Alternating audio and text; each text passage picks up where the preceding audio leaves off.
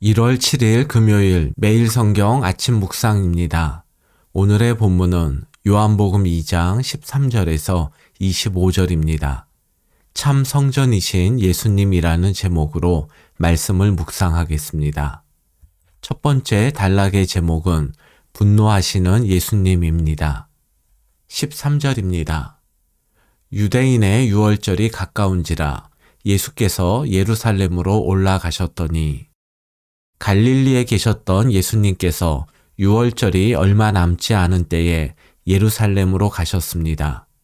유월절은 유대민족 고유의 절기이기 때문에 그냥 유월절이라 해도 되는데 13절에는 유대인의 유월절이라고 나옵니다. 요한복음에서 유대인이란 표현은 예수님을 배척하고 십자가에 못 박아 죽게 한 사람이라는 부정적 이미지가 강합니다. 이에 반해 하나님의 백성이란 긍정적 의미로는 이스라엘이란 말을 사용합니다.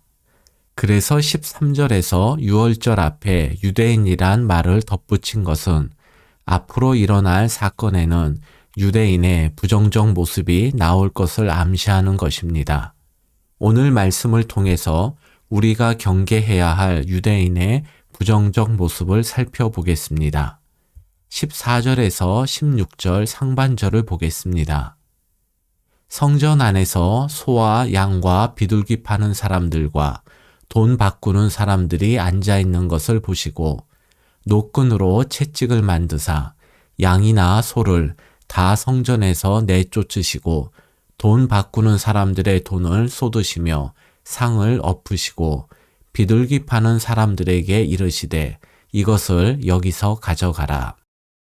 지금 읽은 말씀에 나타난 예수님의 모습은 우리가 생각하는 인자하고 사랑이 넘치는 모습과는 거리가 먼 분노하는 모습입니다. 예수님께서는 성전 안에서 제물로 사용될 짐승을 파는 사람들과 성전세를 내기 위해서 성전에서만 사용되는 동전을 바꿔주는 환전상들을 보셨습니다. 그리고 노끈으로 채찍을 만들어 짐승을 내쫓고 환전상에 돈을 쏟고 상을 엎으셨습니다. 이러한 예수님의 모습은 마치 분노 조절 장애를 가진 사람의 행동 같습니다. 예수님이 이러한 행동을 하신 이유는 무엇일까요? 화면에 보이는 건물은 이스라엘 박물관에 전시된 성전의 모형입니다. 예루살렘 성전은 단독 건물이 아니라 가운데 가장 높은 건물인 성소와 부속 건물들 그리고 주변의 뜰을 포함하고 있습니다. 가장 바깥 공간을 이방인의 뜰이라 부르는데 여기까지는 이방인들도 출입이 가능했습니다. 이곳은 예배나 기도 그리고 제사를 드리는 장소가 아니라 성전의 외부를 구경하거나 상업 활동이 가능한 곳이었습니다. 예수님께서 성전 안에서 채찍을 휘두르신 곳은 성소가 아니라 바로 이방인의 뜰이었습니다. 그런데 앞서 말씀드린 것처럼 이방인의 뜰은 상업 활동이 가능한 장소였습니다.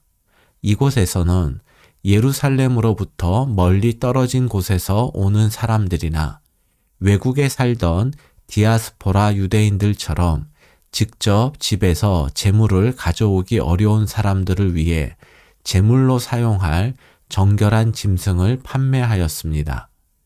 그리고 당시 통용화폐는 로마의 동전이었는데 여기에는 로마 황제가 새겨져 있어서 이러한 동전을 성전세로 바칠 수가 없었습니다. 그래서 성전에서 통용되는 화폐를 따로 정했기 때문에 환전상이 필요했습니다.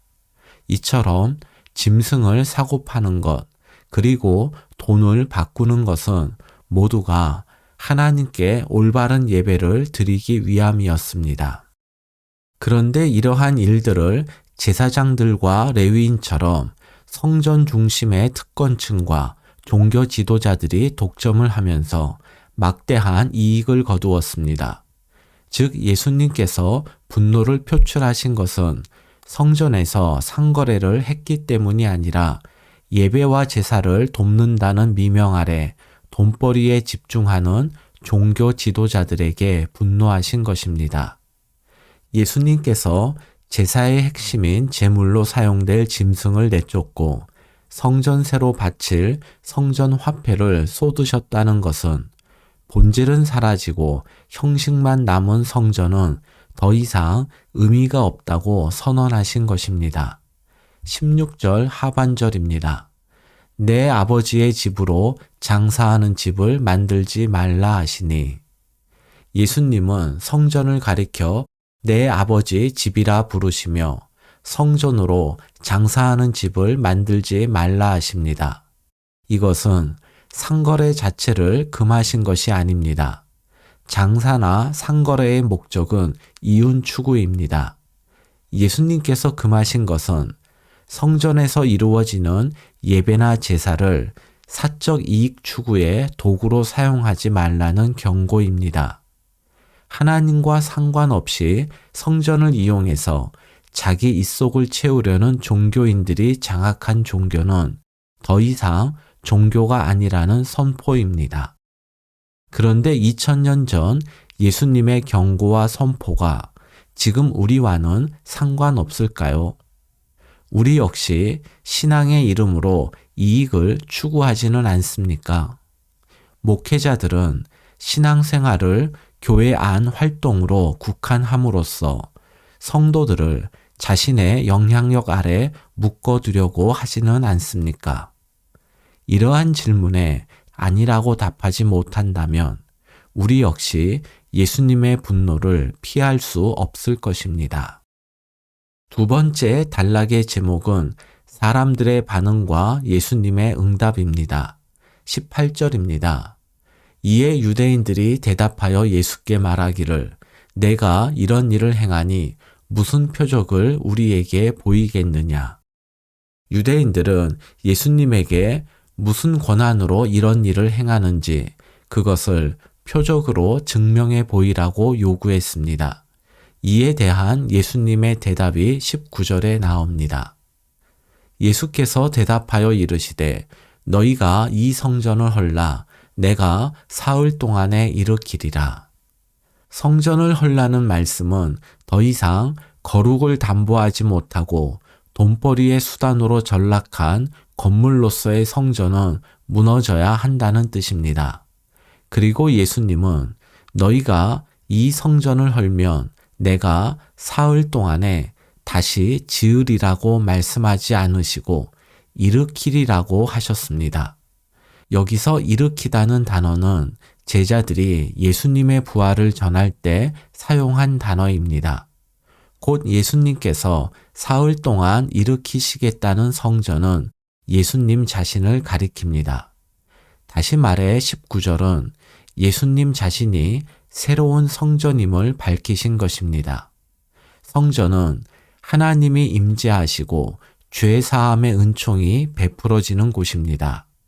예수님께서 새로운 성전이란 말씀은 하나님의 임재와 죄 사함의 은총이 형식만 남은 건물로서의 성전이 아니라 이제부터 예수님을 통해 이루어진다는 뜻입니다.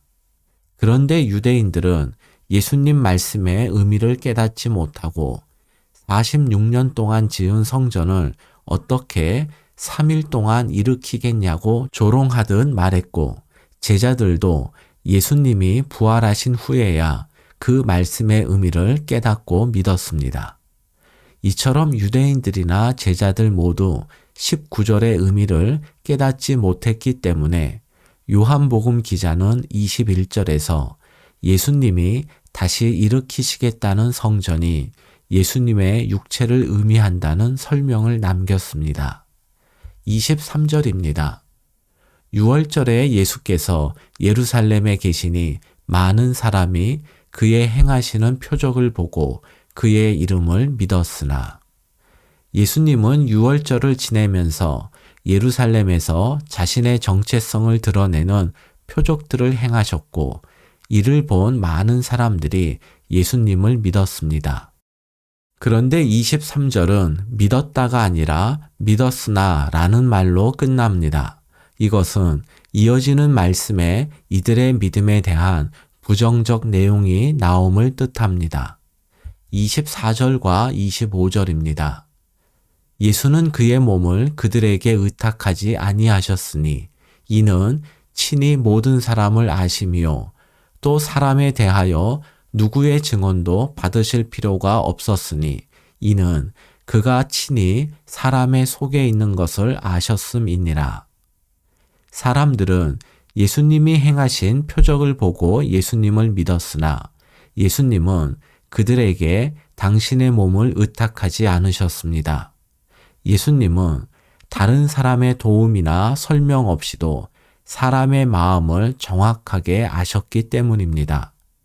여기서 예수님이 사람의 마음을 아셨다는 것은 지금 그들이 예수님을 믿는 것은 주님이 행하신 것이 자신들이 원하는 바와 맞았기 때문이지 조금이라도 자신의 이익이나 추구하는 것과 맞지 않는다면 그 즉시 예수님을 외면할 것을 아셨다는 뜻입니다. 우리말 의탁하다는 몸을 맡기다, 의지하다는 뜻인데 의탁하다로 번역된 그리스어는 피스튜오인데 이는 성경에서 많은 경우에 믿다 또는 믿음으로 번역되는 단어입니다. 예수님은 자신의 이익을 따라 믿음이 바뀌는 사람, 신앙의 이름으로 사적 이익을 추구하는 사람, 참 성전인 예수님이 오셨음에도 불구하고 성전이라는 건물에 매몰된 사람을 믿지 않으십니다. 예수님이 믿지 못하는 사람은 결국 주님을 향한 그들의 믿음이 참 믿음이 아니라는 의미입니다. 요한복음을 묵상하며 2022년을 시작하는 모든 분들의 믿음이 이익이나 환경의 변화와 상관없이 주님이 믿을 만한 믿음, 주님께서 기꺼이 당신을 의탁할 신실한 믿음으로 성장하고 성숙하기를 바랍니다.